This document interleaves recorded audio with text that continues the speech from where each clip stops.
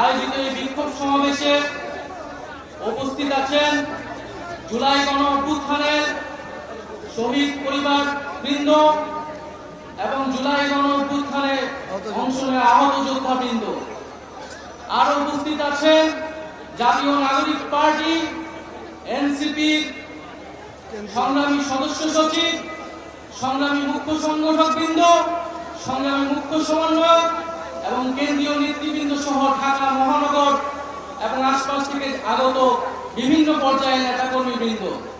সবাইকে জাতীয় নাগরিক পার্টির পক্ষ থেকে জানাই সংগ্রামী শুভেচ্ছা এবং সালাম। বন্ধুগণ, আজকে জুলাই গণ অভ্যুত্থানের এই 9 মাস পরেও আওয়ামী লীগ নিষিদ্ধের দাবিতে, আওয়ামী লীগের নিবন্ধন বাতিলের দাবিতে আমাদেরকে রাজপথে নেমে আসতে হচ্ছে, আমাদেরকে রাজপথে কথা বলতে হচ্ছে। এটা আমাদের সামষ্টিক ব্যর্থতা বলে আমরা মনে করি। আমরা জুলাই গণ অভ্যুত্থানের প্রেক্ষিতে যে অন্তর্বর্তী সরকার গঠনে অংশ নিয়েছিলাম, সেই সরকারের কাছে আমাদের অন্যতম দাবি ছিল, জাতির কাছে আমাদের অন্যতম প্রতিশ্রুতি ছিল, জুলাই গণ অভ্যুত্থান সহ যে বিগত 16 বছরের যে ফ্যাসিজম স্বৈরাচার তৈরি হয়েছিল বাংলাদেশে, তার বিচার নিশ্চিত করা। বিচার এবং সংস্কারের জন্যই মানুষ রাজপথে নেমে এসেছিল। বন্ধুগণ, একটু পেছন থেকে ইতিহাসটা বলতে চাই। বাংলাদেশের জনগণ এই 24-এ প্রথমবার রাজপথে নেমে আসেনি, রক্ত দেয়নি, আত্মত্যাগ করেনি।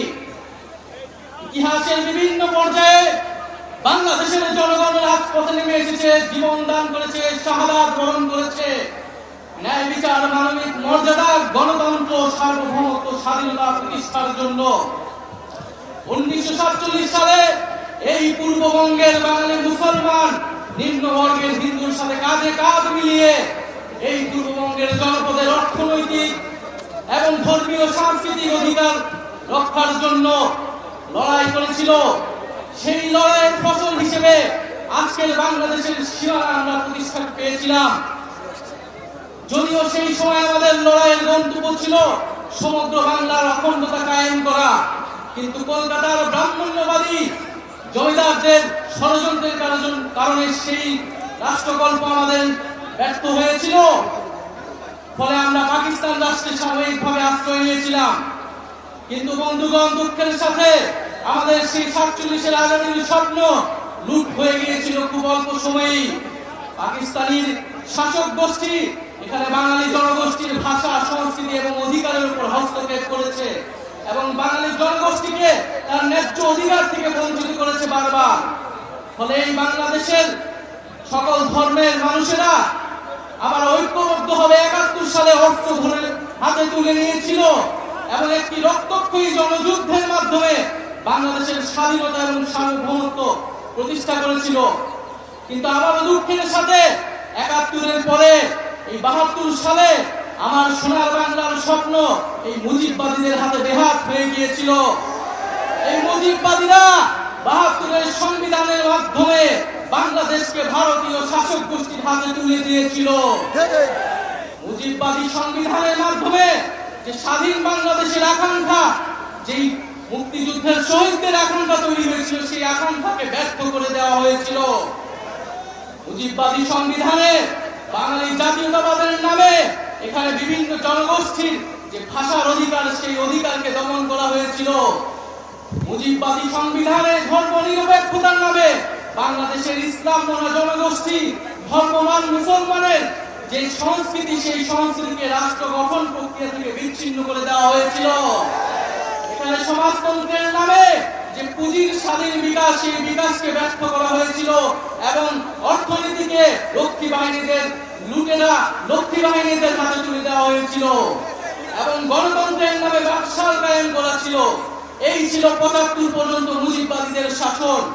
আমরা দেখেছি স্বাধীন বাংলায় এরপরে বিভিন্ন সময়ে সামরিক হস্তক্ষেপ হয়েছে। এক পর্যায়ে বাংলাদেশের জনগণ 90 সালে আবারও রাজপথে নেমে একটি গণঅভ্যুত্থান তৈরি করেছিল। সেই গণঅভ্যুত্থানের পরে স্বৈরতন্ত্রের পতন ঘটেছিল, কিন্তু দুঃখের 30 বছর পরে বাংলাদেশের জনগণকে আবারও গণতন্ত্রের প্রতিষ্ঠার জন্য রাজপথে নামতে হয়েছিল। কেন নামতে হয়েছিল? কারণ গণ-অভ্যুত্থানে যে রাজনৈতিক দলগুলো যে প্রতিশ্রুতি দিয়ে ক্ষমতায় গিয়েছিল, সেই প্রতিশ্রুতি তারা রক্ষা করেনি। 90-এর গণ-অভ্যুত্থানকে যারা গণ-অভ্যুত্থানে অংশ নিয়েছিল তারাই ব্যর্থ প্রমাণ করেছে। ফলে রাজনৈতিক দলগুলোর সেই নেতৃত্ব বাংলাদেশের জনগণ মেনে নেয়নি। বিগত 16 বছরেও রাজনৈতিক দলগুলোর, ফ্যাসিবাদ বিরোধী দলগুলোর নেতৃত্বে জনগণ রাজপথে নেমে আসেনি। বাংলাদেশের জনগণ ফ্যাসিবাদ থেকে মুক্তি পাওয়ার জন্য রাজপথে নেমে এসেছিল ছাত্র জনতার নেতৃত্বে। বন্ধুগণ, বিগত 16 বছর গল্প আমরা সবাই জানি। বিগত 16 বছরে আওয়ামী লীগ কিভাবে ফ্যাসিজম কায়েম করেছে, কিভাবে স্বৈরতন্ত্র কায়েম করেছে। তিনটি ভোটকে তারা কুক্ষিগত করে মানুষের ভোটাধিকার করে হরণ করেছিল। পিলখানা হত্যাকাণ্ডের মাধ্যমে বাংলাদেশের সেনাবাহিনীর দেশপ্রেমিক অংশকে তারা পরাস্ত করেছিল এবং বাংলাদেশের সার্বভৌমত্বকে হুমকির মুখে ঠেলে দিয়েছিল। 2013 সালে শাপলার হত্যাকাণ্ডের মাধ্যমে বাংলাদেশের ধর্মপ্রাণ মুসলমান এবং আলেম ওলামাদের মত প্রকাশের যে অধিকার, সেই অধিকারকে তারা হরণ করেছিল। এছাড়া ধারাবাহিকভাবে কোটা সংস্কার আন্দোলন, নিরাপদ সড়ক আন্দোলন, মোদী বিরোধী আন্দোলনে তারা হত্যাকাণ্ড এবং দমন পীড়ন চালিয়েছে। সর্বশেষ জুলাই-আগস্ট মাসে ছাত্র জনতা তাদের অধিকারের জন্য যখন রাজপথে নেমে এসেছিল, সেই জনগণের উপরে তারা এই দেশের পুলিশকে দিয়ে, এই দেশের সেনাবাহিনীকে দিয়ে, এই দেশের বিজেপিকে দিয়ে গুলি চালিয়েছিল। আওয়ামী লীগ কোনো রাজনৈতিক দল নয়। আওয়ামী লীগ একটি ফ্যাসিস্ট সন্ত্রাসী সংগঠনে পরিণত হয়েছে। আওয়ামী লীগের রাজনীতি করার আর কোনো আলোচনার প্রশ্ন থাকে না। আওয়ামী লীগকে আমরা এই জন্য বলছি যে আওয়ামী লীগের নিবন্ধন বাতিল করে তার রাজনৈতিক এবং সাংগঠনিক কার্যক্রম বিচার চলা পর্যন্ত নিষিদ্ধ ঘোষণা করতে হবে। কিন্তু দুঃখের বিষয়, বর্তমান পরিস্থিতিতে আমরা দেখছি গত 9 মাসেও বিচার কার্যক্রম দৃশ্যমান হয়নি। জুলাইয়ের শহীদ পরিবার এবং আহতদের যে রাষ্ট্র দায়িত্ব নেওয়ার কথা ছিল, তাদের যে মর্যাদার জীবন নিশ্চিত করার কথা ছিল, সেই নিশ্চিত করতে পারেনি এই অন্তর্বর্তী সরকার। এবং আমরা দেখছি দুঃখের সাথে যাদেরকে গ্রেফতার করা হচ্ছে তারা জামিনে মুক্তি পেয়ে যাচ্ছে, বিভিন্ন জায়গায় মামলা বাণিজ্য করা হচ্ছে এবং বিভিন্ন রাজনৈতিক দলের আশ্রয়ে আওয়ামী লীগ তৃণমূলে পুনর্বাসিত হওয়ার পরিকল্পনা করছে। বন্ধুগণ, আমরা দেখতে পাচ্ছি যে আমাদের এই অন্তর্বর্তী সরকারের সময়, গণ-অভ্যুত্থান পরবর্তী সরকারের সময় যে নির্বাচন কমিশন গঠিত হয়েছে, সেই নির্বাচন কমিশন গণহত্যাকারী ফ্যাসিস্ট আওয়ামী লীগের লোকদেরকে প্রার্থিতা অযোগ্যতা ঘোষণা করতে সম্মতি দিচ্ছে না। তারা বলছে যে এটি নাকি রাজনৈতিক সিদ্ধান্ত। নির্বাচন সংস্কার কমিশন সুস্পষ্টভাবে সুপারিশ করেছে, যারা গণহত্যা করেছে, যারা লুটপাট করেছে, যারা ফ্যাসিস্ট আওয়ামী লীগের সাথে জড়িত ছিল, তারা কোনোভাবে আগামী নির্বাচনে অংশগ্রহণ করতে পারবে না।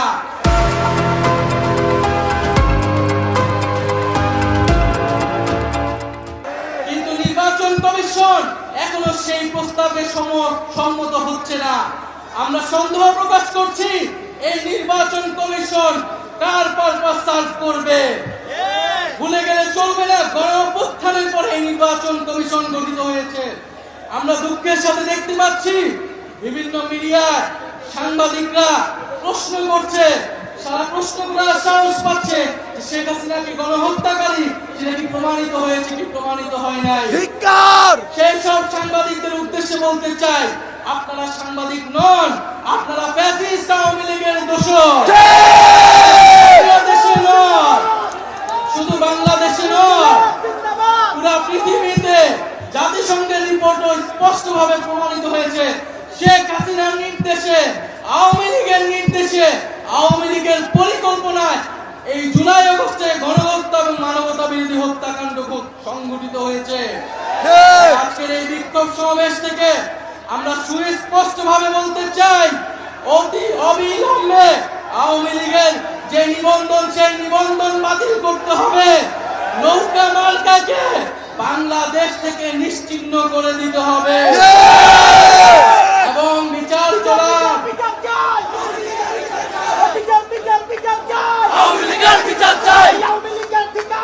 এই বাংলায় হবে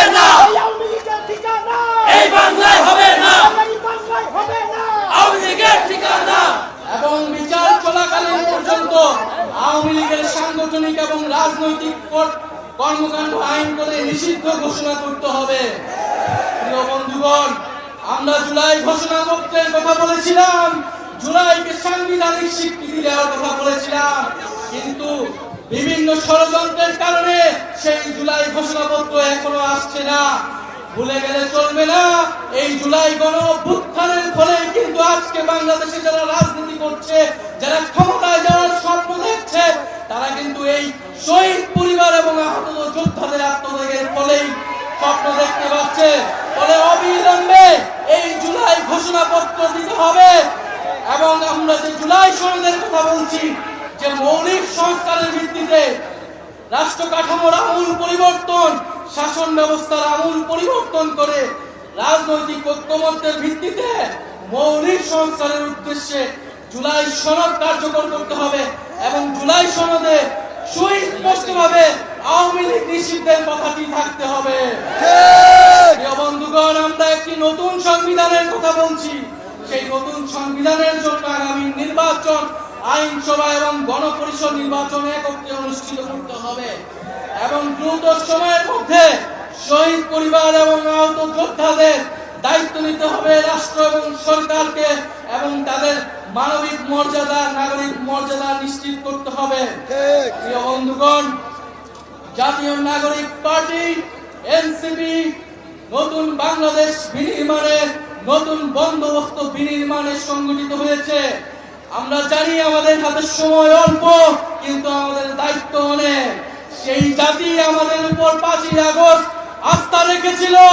আমরা বিশ্বাস করি আগামীতে এনসিপির উপরই জনগণ তাকিয়ে আছে, সেই আস্থা রাখছে। এনসিপি এনসিপি জিন্দাবাদ জিন্দাবাদ জিন্দাবাদ জিন্দাবাদ এনসিপি এনসিপি এনসিপি এনসিপি জিন্দাবাদ জিন্দাবাদ জিন্দাবাদ জিন্দাবাদ এনসিপি এনসিপি।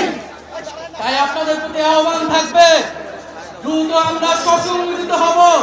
আমরা দ্রুত সময়ের মধ্যে একটি শৃঙ্খলিত দল হিসেবে জনগণের কাছে দ্রুত সময়ের মধ্যে পৌঁছে যাব। আমরা বাংলাদেশের প্রতিটি ঘরে ঘরে যাব, প্রতিটি দরজায় দরজায় গিয়ে এনসিপির বার্তা পৌঁছে দিব। বন্ধুগণ, আপনারা প্রস্তুত হন। জেলায় জেলায়, ইউনিয়নে ইউনিয়নে, পাড়ায় পাড়ায়, মহল্লায় মহল্লায় আমরা আসছি।